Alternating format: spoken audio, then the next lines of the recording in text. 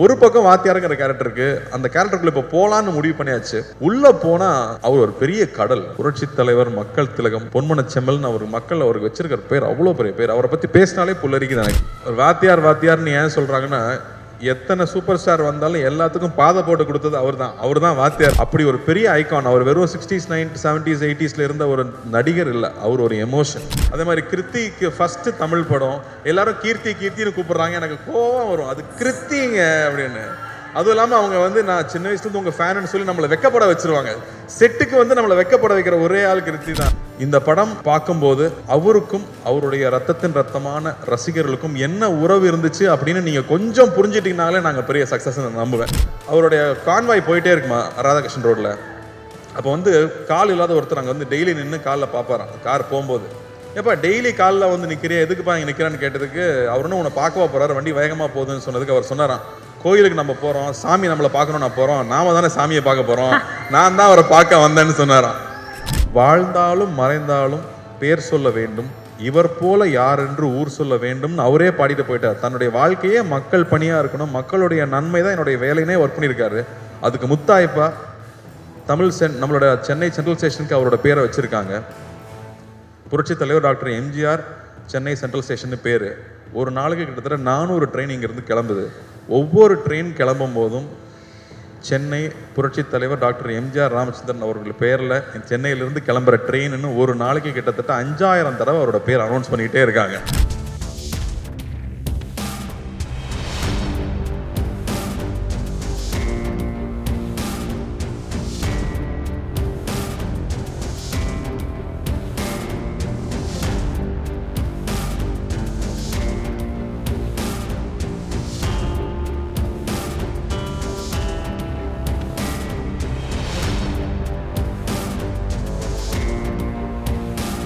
இந்த மாமா சௌக்கியமா? Love you. இவ்வளவு நேரம் பொறுமையா இருந்தவங்க எல்லாருக்கும் என்னுடைய அன்பு. இங்க வந்திருக்க பெரியவங்க எல்லாருக்கும், சத்யராஜ் மாமாவுக்கு, நலனுடைய குடும்பத்தார் எல்லாருக்கும், சுந்தர் சார், அனந்தராஜ் சார், எல்லாரும் இருக்காங்க, ஷில்பா, கிருத்தி, கிரண் சார், மாஸ்டர், ரொம்ப ரொம்ப சந்தோஷம் நீங்க எல்லாரும் இங்க வந்திருக்கிறது. நலன் சொன்ன மாதிரி தர்மத்தின் வாழ்வதனை சூதுக்கவும் ஒரு படம் பண்ணிட்டு கிட்டத்தட்ட 10 வருஷத்துக்கு அப்புறமா மறுபடியும் தர்மமே வெல்லும்னு ஒரு படம் பண்ணியிருக்காரு. அந்த நல்லதை மறுபடியும் கொண்டு வந்து சேர்த்ததுக்கு உங்களுக்கு ரொம்ப ரொம்ப நன்றி நலன்.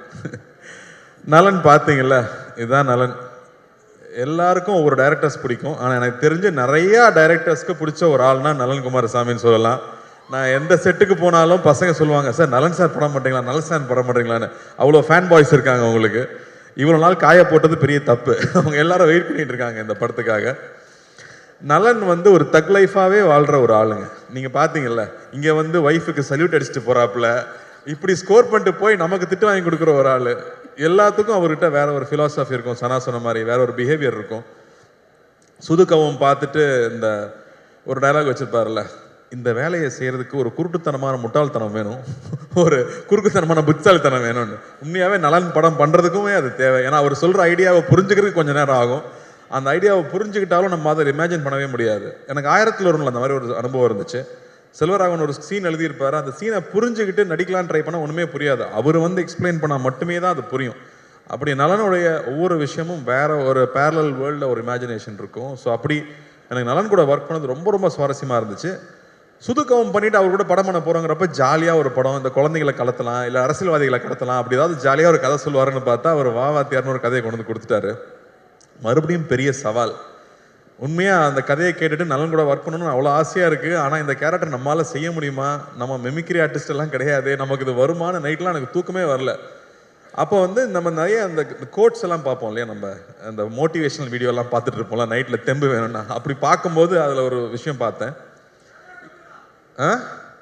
சொல்கிறேன், சொல்லி முடிக்கிறேன். ஸோ அந்த வீடியோவில் வந்து ஒரு விஷயம், எந்த விஷயம் உங்களை ரொம்ப பயமுறுத்துதோ, நம்ம எதை பார்த்து ரொம்ப பயப்படுறோமோ அதை போய் நம்ம ஃபேஸ் பண்ணிடணும், அங்கே தான் க்ரோத் இருக்குன்னு சொல்கிறாங்க, அங்கே தான் நீ அடுத்த கட்டத்துக்கு போக முடியும்னு சொல்கிறாங்க. அப்போது இது ஒரு லைஃப் தான், நம்ம ரொம்ப திரும்ப திரும்ப வந்து பயந்துகிட்டே இருக்க முடியாது. நம்ம எவ்வளோ வாட்டி ஜெயிச்சாலும் நீ தோத்தது மட்டுமே பேசுகிற உலகம் தான் அது. அப்படி பயந்துகிட்டே இருந்தோம்னா புது விஷயம் எதுவும் பண்ண முடியாது. இறங்கி அடிச்சிடணும்னு முடிவு பண்ணி தான் நலன் கூட போய் ஜாயின் பண்ணது.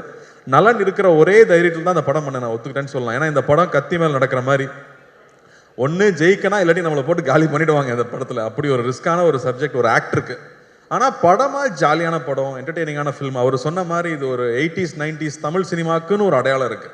நம்ம எல்லாமே நம்ம ரூட்ஸை போய் தேடிட்டு இருக்கோம் இல்லையா? அப்படி தமிழ் சினிமாவுக்கு ஒரு அடையாளமாக இருக்கிற மசாலா படங்களுக்கு ஒரு ட்ரிபியூட்டாக அந்த படம் இருக்கணும் அப்படிங்கிறது தான் அவருடைய எண்ணம். ஸோ ஒரு ஃபுல் அண்ட் ஃபுல் என்டர்டெய்னர். ஒரு பக்கம் வாத்தியாருங்கிற கேரக்டருக்கு, அந்த கேரக்டருக்குள்ள இப்போ போகலான்னு முடிவு பண்ணியாச்சு. உள்ளே போனால் அவர் ஒரு பெரிய கடல். புரட்சி தலைவர், மக்கள் திலகம், பொன்மன செம்மல்னு அவர் மக்கள் அவருக்கு வச்சிருக்கிற பேர் அவ்வளோ பெரிய பேர். அவரை பற்றி பேசினாலே புல்லரிக்குது எனக்கு. ஏன்னா அவரை பற்றி தெரிஞ்சுக்க ஆரம்பிச்சது இந்த படத்துக்குள்ளே போனதுக்கு அப்புறம் தான். Love you boys, love you. இன்னைக்கும் love you guys, love you மக்களே. இன்னைக்கும் நீங்கள் வந்து ஒவ்வொரு வீட்டுக்கு போனீங்கன்னா அவரோட புகைப்படத்தை பார்க்க முடியும். ஒன்று அதுக்கு பொட்டு வச்சு மாலை போட்டு சாமி கும்பிட்டுட்டு இருப்பாங்க, இல்லாட்டி பெருமையாக அந்த முகத்தை பார்க்கணுங்கிறதுக்காக வச்சுருப்பாங்க. அப்படி ஒரு பெரிய ஐகான். அவர் வெறும் 60s 90s 70s 80sல இருந்த ஒரு நடிகர் இல்லை, அவர் ஒரு எமோஷன், அவர் ஒரு தனி சகாப்தம். அவர் மாதிரி யாருமே சொல்ல முடியாது. அவர் வாழ்க்கையில் சந்திக்காத கஷ்டம் கிடையாது. ஆனால் அவர் மாதிரி மக்கள் நேயம், அவர் மாதிரி தாராள குணம் அப்படி யாருமே நம்ம சொல்லிடவே முடியாது. அவர் சாதாரண ஆள் கிடையாது. அவர் வந்து தமிழ் சினிமாவை மாற்றிருக்காரு, தமிழ்நாட்டு அரசியலை மாற்றிருக்காரு, எத்தனையோ பேர் வாழ்க்கையை மாற்றிருக்காரு. அவர் ரசிகர்களுக்கு நல்லதே சொல்லி, இன்னைக்கு நல்லது சொன்னால் கிரிஞ்சுன்னு சொல்லும் போது நான் நல்லது தான் சொல்லுவேன், என் ரசிகனும் என்ன மாதிரி தான் இருக்கணும், நல்லதை மட்டுமே சொல்லி கொடுத்து தன் ரசிகனும் என்ன மாதிரியே இருக்கணும்னு பண்ணியிருக்காரு. அவரோட ரசிகர்கள் தண்ணி அடிக்க மாட்டாங்க, தம் அடிக்க மாட்டாங்க. எப்படி அவ்வளோ இன்ஃப்ளூயன்ஷியலாக அவர் இருந்திருக்க முடியும் அவங்கிறது ரொம்ப ரொம்ப ஆச்சரியமாக இருக்குது. அவர் பாடல்கள் மூலமாக அவ்வளோ விஷயங்களை சொல்லிட்டு போயிருக்காரு. இன்னைக்கு வந்து நியாயம் தர்மம் இல்லாட்டி வந்து தன்னம்பிக்கை வேணும்னா இன்றைக்கும் அவர் பாடல்கள் தான் நமக்கு உதாரணமாக இருந்துட்டு இருக்கு. அவர் பாட்டை பாடினாலே வைரல் ட்ரெண்டு தான். அப்படி ஒருத்தர் அவர் நம்ம பண்ண போகிறோங்கிறது ரொம்ப ரொம்ப பயமாக இருந்துச்சு. இன்னும் அவரோட பற்றி இன்னுமே பேசிகிட்டு இருக்கோம், இன்னுமே அவரை பற்றி பேசிகிட்டு இருக்கோம். அவர் ஒரு பாட்டில் சொல்லியிருக்காரு, வாழ்ந்தாலும் மறைந்தாலும் பேர் சொல்ல வேண்டும், இவர் போல யார் என்று ஊர் சொல்ல வேண்டும்னு அவரே பாடிட்டு போயிட்டார். தன்னுடைய வாழ்க்கையே மக்கள் பணியாக இருக்கணும், மக்களுடைய நன்மை தான் என்னுடைய வேலையினே ஒர்க் பண்ணியிருக்காரு. அதுக்கு முத்தாய்ப்பா நம்மளோட சென்னை சென்ட்ரல் ஸ்டேஷனுக்கு அவரோட பேரை வச்சுருக்காங்க. புரட்சி தலைவர் doctor MGR Chennai central station பேர். ஒரு நாளைக்கு கிட்டத்தட்ட 400 ட்ரெயின் இங்கேருந்து கிளம்புது. ஒவ்வொரு ட்ரெயின் கிளம்பும் போதும் சென்னை புரட்சி தலைவர் டாக்டர் எம்ஜிஆர் ராமச்சந்திரன் அவர்கள் பேரில் சென்னையிலிருந்து கிளம்புற ட்ரெயின்னு ஒரு நாளைக்கு கிட்டத்தட்ட 5000 தடவை அவரோட பேர் அனௌன்ஸ் பண்ணிக்கிட்டே இருக்காங்க. அப்படி வாழ்றதுன்னா அப்படி எப்பேற்பட்ட வாழ்க்கையாக இருக்கும், அவர் எப்பேற்பட்ட மனிதராக இருக்கும். அவரை நம்ம இங்கே கொண்டு வந்து சேர்க்கணுங்கிறது சாதாரண விஷயம் இல்லை. ஸோ தொடர்ந்து அவர் படங்களையே பார்க்கறது. இன்ஃபேக்ட் சிலம்பம் கிளாஸ்லாம் போய் ரொம்ப நாள் ஆகிடுச்சு. நான் தெரிஞ்சு இந்த ஷூட்டிங் டைமில் காலையில் 1 hour ஈவினிங் 1 hour ஷூட்டிங் போயிட்டு வந்துட்டு முன்னாடியும் கண்டினியூஸாக ஒரு 1 month ப்ராக்டிஸ் பண்ணேன். அனலர்ஸ் மாஸ்டர் தான் கூட நின்று அவங்க அப்பா கதையெல்லாம் சொல்லி, இன்ஃபேக்ட் வி ரியலி என்ஜாய். இது வந்து எங்கள் ஜென்ரேஷனோட ட்ரிபியூட்டாக சொல்லலாம். இது வந்து ரொம்ப பக்தியோட அந்த கேரக்டர் பண்ணியிருக்கோன்னு நான் சொல்லுவேன். எவ்வளோ சின்சியராக அந்த கேரக்டர் அப்ரோச் பண்ண முடியும். இந்த படம் பார்க்கும்போது அவருக்கும் அவருடைய ரத்தத்தின் ரத்தமான ரசிகர்களுக்கும் என்ன உறவு இருந்துச்சு அப்படின்னு நீங்கள் கொஞ்சம் புரிஞ்சிட்டிங்கனாலே நாங்கள் பெரிய சக்ஸஸ் நம்புவேன். இதில் அவ்வளோ என்டர்டெயின்மெண்ட் இருக்குது, அவ்வளோ ஜாலியாக இருக்குது. அதை தாண்டி அந்த அற்புதமான ஒரு ரசிகனுக்கும் அவனுடைய ஒரு தலைவனுக்கும் இருக்கிற உறவு இருக்குல்ல, அன்கண்டிஷனல் உறவு இல்லை. நீங்கள் எங்களுக்கு கொடுக்குற அன்பு வந்து அன்கண்டிஷனல் அன்பு. எதுவுமே எதிர்பார்க்கல, நான் உன்னை பார்த்தா போதும், நான் உன்னை பற்றி பேசினா போதும்னு நீங்கள் இருக்கீங்களே, அதுக்கு நான் எவ்வளோ கோடி கொடுத்துட முடியும், அந்த அன்புக்கு எவ்வளோ கோடி கொடுத்துட முடியும். இது வந்து ரசிகர்களுக்கு நான் பண்ணுற ஒரு விஷயமா, உங்களோட அன்பு, உங்கள் முகத்தை பார்த்து நீங்கள் கொடுக்குற அன்பு இருக்கு இல்லையா, அந்த அன்புக்கு பரிகாரமாக நான் இந்த படத்தில் நடித்தேன்னு நான் சொல்லலாம். ஏன்னா இவர் ரசிகனுக்கும் அவனுடைய தலைவனுக்கும் இருக்கிற அந்த உறவு தான் இந்த படத்துடைய கோர் எமோஷன் நான் சொல்லுவேன். லவ் யூ தம்பி, லவ் யூடா, லவ் யூ ஆல்வேஸ்டா. ஸோ இந்த படம் ஒரு புது அனுபவம். இந்த படத்துக்குள்ளே போனதுக்கப்புறம் வந்து முக்கியமாக நான் ஜார்ஜோடைய ஒர்க்கும் சந்தோஷ் அண்ணனோட ஒர்க்கும் கிரண்ஸோட ஒர்க்கும் சொல்லுவேன். ஏன்னா இது வேற ஒரு வேர்ல்டு, ஒரு பேரலல் வேர்ல்டு நலன் கிரியேட் பண்ணியிருக்கிறது. ஏன்னா வந்து எல்லாம் 90s கிட்ஸ் தான் சொல்லுவாங்க, டே நலன் யாருன்னு உங்களுக்கு தெரியாதுடா, இந்த படம் வரட்டும்டா அப்போ தான்டா தெரியும்னு 90s கிட்ஸ் கதறது நான் பார்க்குறேன். ஸோ மறுபடியும் நமக்கு ஒரு ஓஜி மறுபடியும் ரொம்ப நாளுக்கு அப்புறம் திரும்ப பார்க்க போகிறோம். எப்படி எம்ஜிஆர் சார் ஒரு ஓஜியோ அந்த மாதிரி திரும்ப ஒரு டார்க் காமெடியோட ஓஜியை மறுபடியும் இதில் கொண்டு வந்திருக்கோம். ஸோ ஐம் ஸோ ஹாப்பி நலன் கூட ஒர்க் பண்ணுறது. நான் வந்து நலன் மாதிரி டைரக்டர் வந்து நான் அடிக்கடி யோசிப்பேன், தெலுங்குல பெரிய படங்கள் பண்ணுறாங்க, மலையாளத்தில் வித்தியாசமான படம் பண்ணுறாங்க, தமிழுக்கு என்ன அடையாளம் இருக்குது, நம்ம வித்தியாசமாக என்ன பண்ணுறோம். ஏன்னா இங்கே வந்து ரொம்ப பயந்துட்டே இருந்தோம்னா யூஸ்வலான ஃபில்மே பண்ணிட்டு இருந்தால் பிரயோஜனம் இல்லை, புது விஷயங்கள் பண்ண முடியாது. அப்போ இந்த மாதிரி டைரக்டர்ஸ் ரொம்ப ரொம்ப முக்கியம்னு நான் நினைக்கிறேன். அவங்க தொடர்ந்து படம் பண்ணுறது முக்கியம்னு நினைக்கிறேன். ஸோ அந்த வகையில் நலன் மறுபடியும் இந்த படம் பண்ணது, அதுவும் இந்த மாதிரி ஒரு டஃப்பான சப்ஜெக்ட் எடுத்துகிட்டு அதை இவ்வளோ ஜாலியாக டெலிவர் பண்ணது ஐ எம் ஸோ ப்ரௌட் நலன். இந்த மாதிரி பேரியர் பிரேக் பண்ணலாம், புது விஷயங்கள் ட்ரை பண்ணவே விட மாட்டாங்க நம்மள. ஸோ அந்த வகையில் I am so happy. And இந்த படத்தில் வந்து வாத்தியாராக இருக்கணும்னு எல்லாம் சொல்லிட்டாங்க. ஆனால் அதுக்கான மேக்கப் போடும்போது அவ்வளோ பயமாக இருக்கும். பயந்தே நடிச்சிருக்கேன். பூர்ணிமா தேங்க்யூ. ஐ திங்க் ஒவ்வொரு காஸ்டியூமும் ஒரு 10-15 தடவை கரெக்ட் பண்ணியிருப்போம். பொறுமையாக ஒவ்வொன்றும் பர்ஃபெக்ஷன் வர வரைக்கும் பண்ணி கொடுத்துட்டே இருப்பாங்க. அதே மாதிரி செரீனா ஆகட்டும், என்னோட மேக்கப் மேன் முருகன் ஆகட்டும், அந்த மீசை வரையறதுலேருந்து அந்த உருவம் வேஷம் போட்டு வந்து அவராக நிற்கும் போது அவர் எப்படி இருந்திருப்பாருன்னு யோசிச்சோம்னா நமக்கு தலையெல்லாம் சுற்றிடும். அவரை பற்றி கேள்விப்பட்ட கதைகள், அவ்வளோ கதைகள் வந்துட்டே இருக்கு. இன்னும் நல்லா அழகாக சொல்லிட்டு இருந்தாப்புல. ஒருத்தர் பற்றி விசாரிச்சோம்னா ஒரு 10 கதை சொல்லுவாங்க சார். அவரை பற்றி மட்டும் விசாரிச்சா எங்கே போனாலும் கதையாக வந்துட்டு இருக்கு. அவர் மக்களுக்கு போய் செஞ்ச விஷயங்கள், மக்களை போய் தொட்ட விஷயங்கள் 1-2 சொல்ல முடியாது, அவ்வளோ இருக்குது. ஒரு உதாரணம் சொல்கிறேன். அவருடைய கான்வாய் போயிட்டே இருக்குமா ராதாகிருஷ்ணன் ரோட்டில். அப்போ வந்து கால் இல்லாத ஒருத்தர் அங்கே வந்து டெய்லி நின்று காலில் பார்ப்பாராம் கார் போகும்போது. ஏப்பா டெய்லி காலில் வந்து நிற்கிறியா, எதுக்குப்பா இங்கே நிற்கிறான்னு கேட்டதுக்கு அவர் ஒன்றும் உன்னை பார்க்கவா போகிறாரு, வண்டி வேகமாக போகுதுன்னு சொன்னதுக்கு அவர் சொன்னாராம், கோயிலுக்கு நம்ம போகிறோம், சாமி நம்மளை பார்க்கணும், நான் போகிறோம், நாம தானே சாமியை பார்க்க போகிறோம், நான் தான் அவரை பார்க்க வந்தேன்னு சொன்னாராம். இப்படியே போயிட்டு இருந்த கார் ஒரு நாள் நின்றுருக்கு. அவரே இறங்கி வந்திருக்காரு. கையில் எவ்வளோ பணந்ததுன்னு தெரியாது, எடுத்து கொடுத்துருக்காரு. கடை வச்சு பொழைச்சிக்க, பீடி சிகரெட் விற்கக்கூடாதுன்னு சொல்லியிருக்காராம்.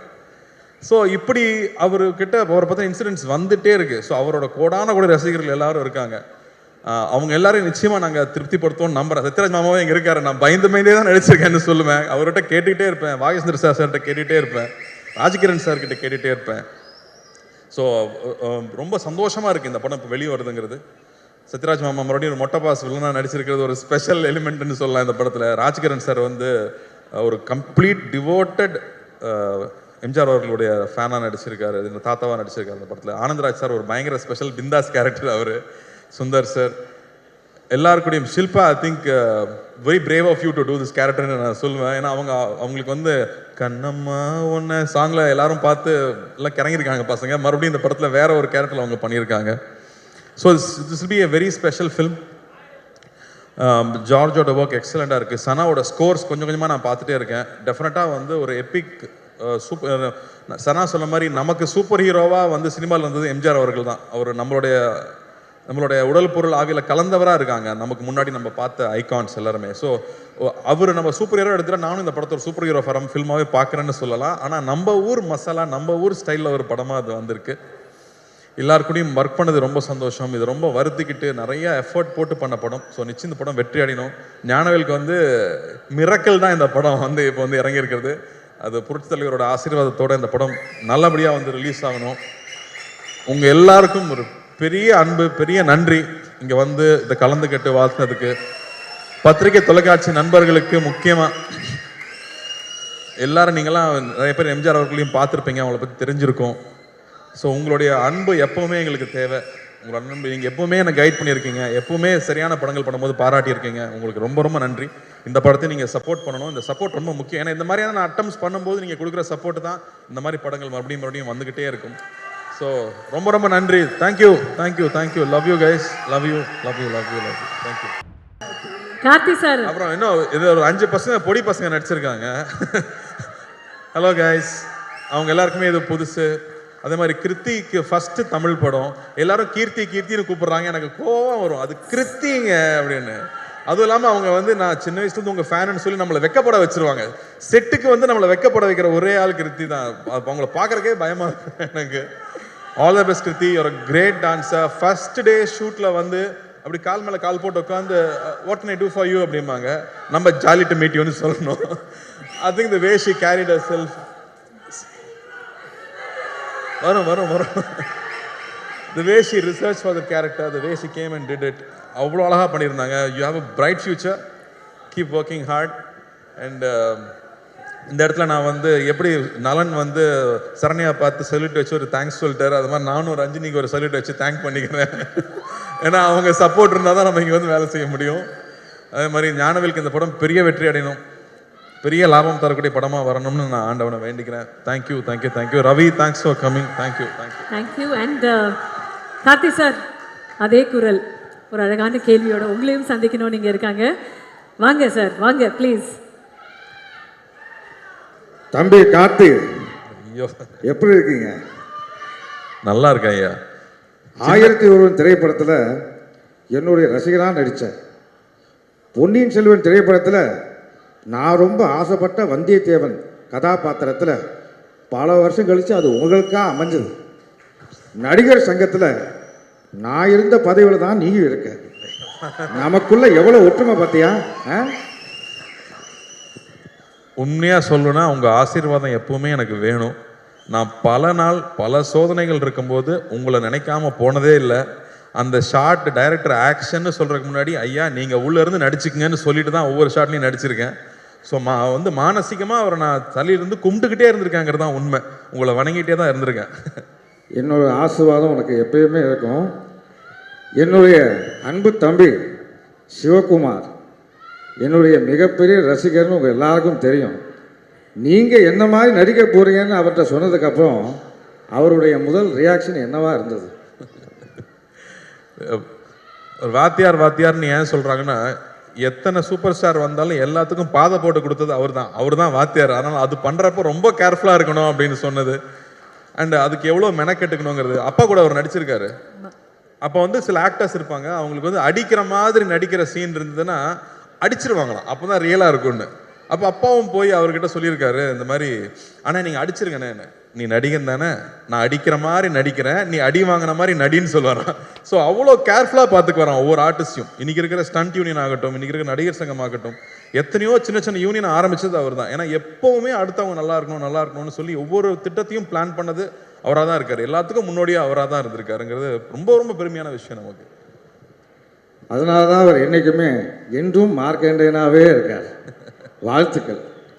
நன்றிங்க. அப்புறம் காத்து வாவாதியாரேன்னு சொன்ன உடனேயும் கூப்பிட்ட குரலுக்கு முதலாளாக நான் வந்து நிற்பேன்.